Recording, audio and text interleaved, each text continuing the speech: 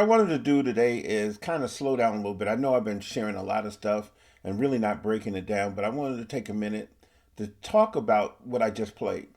What I'm playing is a 2-5-1 in the key of A. Key of A. So the 2 would be a B minor 7 I'm playing, but I'm adding the 9. I'm doing a hammer on with the 9. Then I'm playing, instead of playing E9, I'm playing a G sharp half diminished with an E in the bass. Right? And then I'm playing that A major 7, but I'm walking it.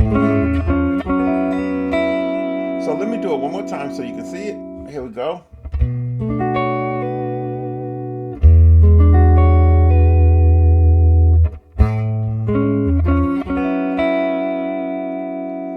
Hope this helps. I appreciate you guys supporting me, and I'll see you next time.